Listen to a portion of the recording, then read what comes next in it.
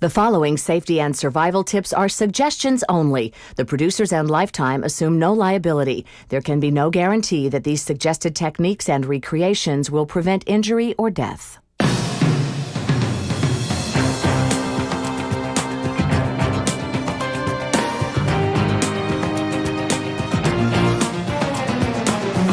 Tonight on What Should You Do? You're working around the house and are bitten by a spider. I felt a sharp stab, and then I didn't really think too much more about it. Your hand and arm turned black and blue. What should you do? No doubt about it, spiders are right up there with snakes when it comes to things that can turn your life into a painful nightmare or even kill you. In our next story, Tammy Coyle had no idea that a deadly spider had bitten her. What's worse, neither did her doctor.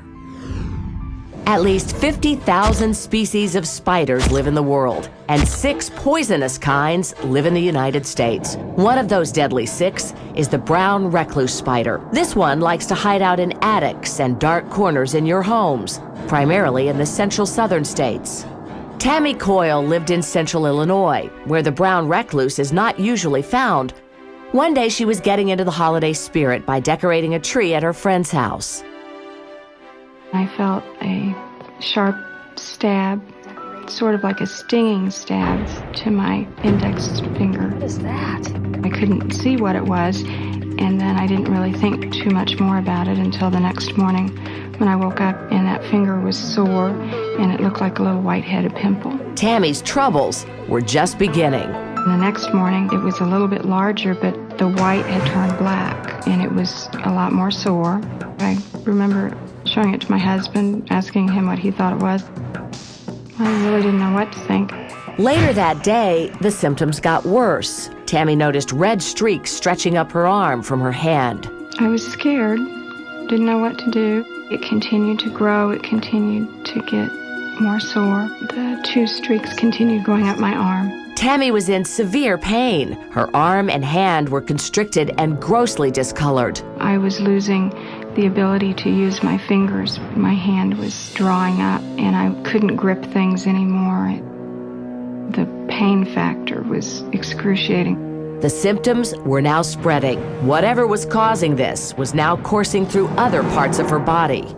Satellite wounds started popping up all over. The upper torso of my body started breaking out and gangrening just as my hand was. After 3 days of pain, Tammy went to see her doctor. But when she got to his office, she was in for a bigger shock. Even he had no idea what was causing this. I've never seen anything like this before. You know, I can't move my hand. I can't move my fingers anymore.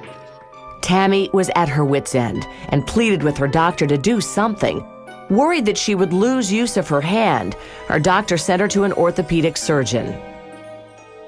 I was terrified at the thought of losing a limb, having to learn to adapt my whole life around just being left-handed the rest of my life. Finally, Tammy found an answer. The orthopedic surgeon knew exactly what it was. Believe it or not, this looks like a spider bite. My doctor asked if I had been around brown recluse spiders. He said that there was only one thing that he knew that did that kind of damage, and that was a brown recluse bite, and that he had treated them before. But Tammy couldn't remember even being around a spider. He started going back in time with me, trying to think, was I around wood? Was I around trees? Then it dawned on her. She remembered when she was decorating the Christmas tree a few days earlier. When I described the pain that I'd felt that night, then he confirmed that's what it was, and it had came off the pine tree she had as a Christmas tree. With that mystery solved, the doctor could now start treating Tammy with a steroid that could stop the infection. I'm going to give you a prescription for prednisone.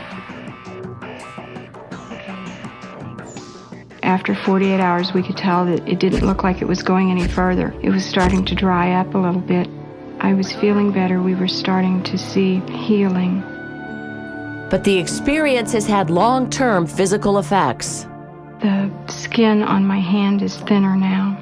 Any little type of scratch or nick will cause it to bleed. It bruises very easily. So I have to be mindful of not hitting it against anything. I have to be careful. If you're bitten by a poisonous spider, the first thing you want to do is wash it out with cold soapy water, apply firm pressure to decrease the spread of the venom. And the next thing you want to do is apply a cold compress. If you don't have one of these, just use a pack of ice cubes. What this will do is keep the venom localized and decrease the spread of the venom throughout the body.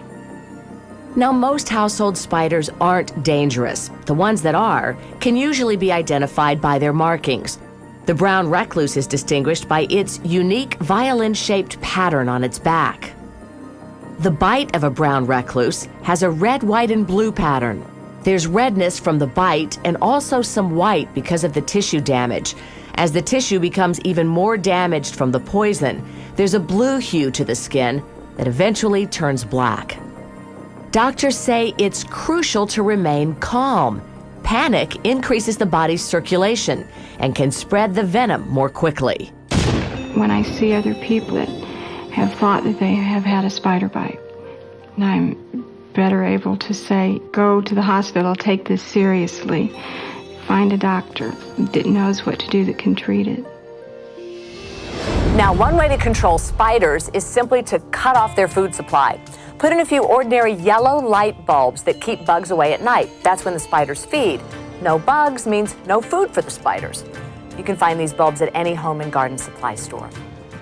Once again, we've met people who have overcome some frightening situations with a take charge attitude. By learning how they did it, we hope you can take control of your own safety as well. I'm Leeza Gibbons. Thanks for being here. Till next time, take good care.